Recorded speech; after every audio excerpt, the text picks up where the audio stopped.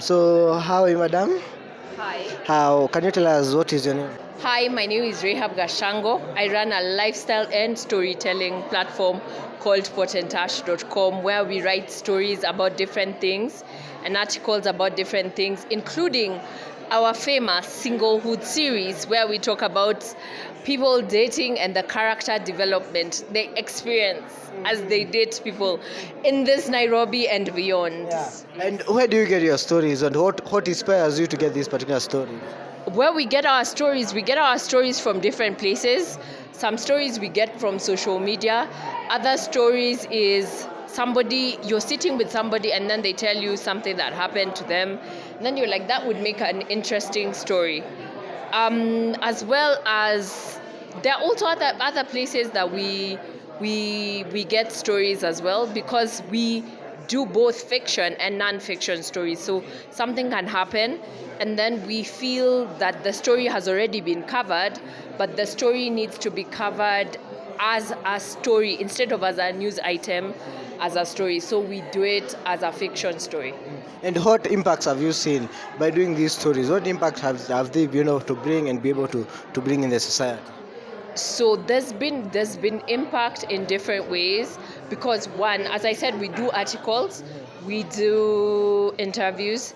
The interviews especially have been very great in terms of impact, because we're showing people who don't necessarily get seen in the mainstream media. So somebody needs their story to be told, and their story is not being told. People, women, youth, persons with disability, person who are stories.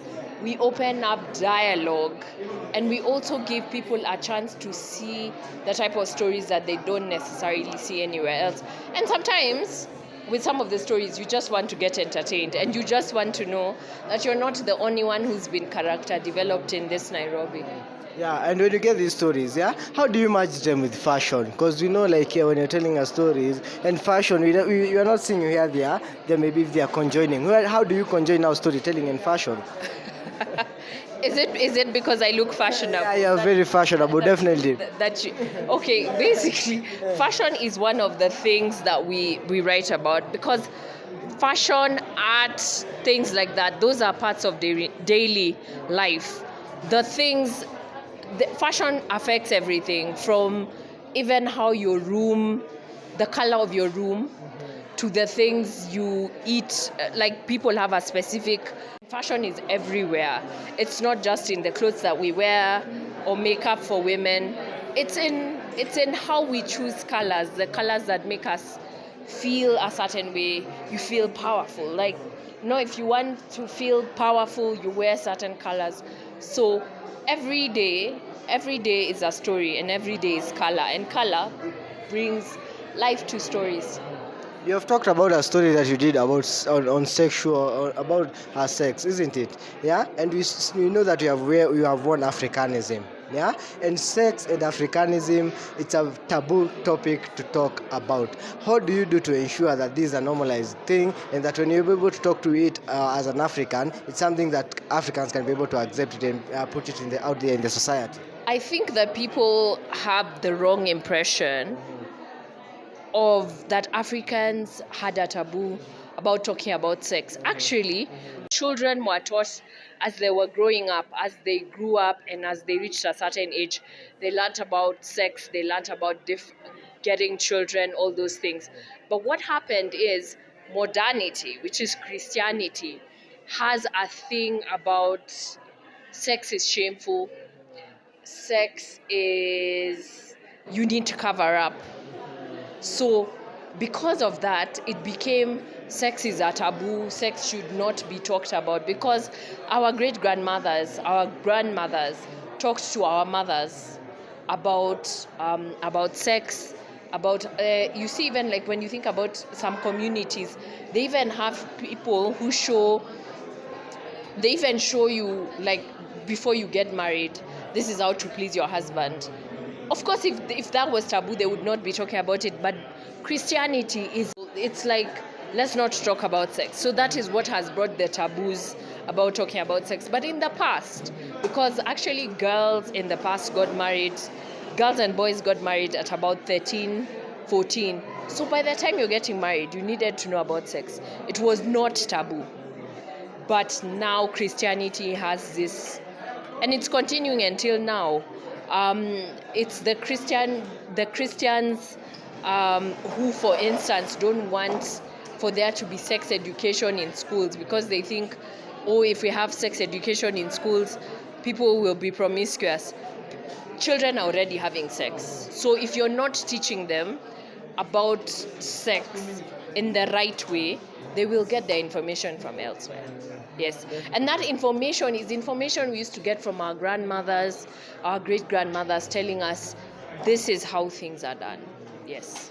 We have now Christians, we now have Africanism, Westernization, and all that. Where do we draw the line, and where do we say that now this is acceptable and this is not acceptable when it comes? I think we have to have conversations about a lot of things. It's not just sexuality, it's about a lot of things that we consider to be taboo, and we need to have conversations about it and be like, this is what Christianity told us. This is what our cultures told us. What do culture and religion, whether it's Islam, whether it's Christianity, where are they meeting? Where are they differing? And what is the way forward? But you can't have this if you're not having the conversations. Then it's being buried, and it is a very uncomfortable subject. But people have to talk about it. Yeah, definitely. What can you tell those people out there who are watching you about now your culture and whatever you are doing? Final words. About my culture, I think for me, over the last couple of years, I have been on a journey of self-discovery to find out who I am outside of my Christianity, outside of my culture. What makes sense to me? What did my ancestors do that makes sense to me now that I abandoned? What does Christianity have that works for me? And those are the conversations I want us to have. A lot of people are, for instance, dropping their English names. I use my name Rayhab, and I don't think I'm going to drop it in a Christian culture where my parents actually named me, baptized me, my Kikuyu name. I was called Wangari Gachango for the longest time. When I was 18 is when I actually added a third name, which is Rayhab. So for a lot of people, they've been called by 3 names their whole life. I was called Wangari for a very long time.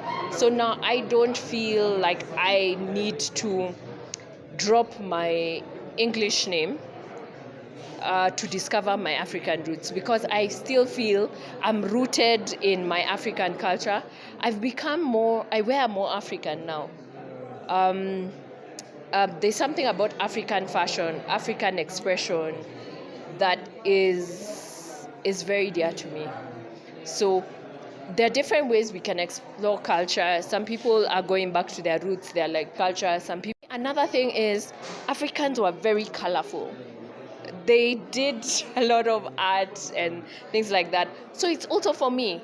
My body is a canvas, so I dress it in different things. I paint my face, and I hope I put a smile on someone's face and remind people that every day life is art, and we are art pieces. Africans are artists. Africans are artists. Definitely. Artists. Yeah, and that is what we were born into. Yes. Yeah, so thank you so much for talking to us. You're welcome. Yeah, thank you so much. Bye.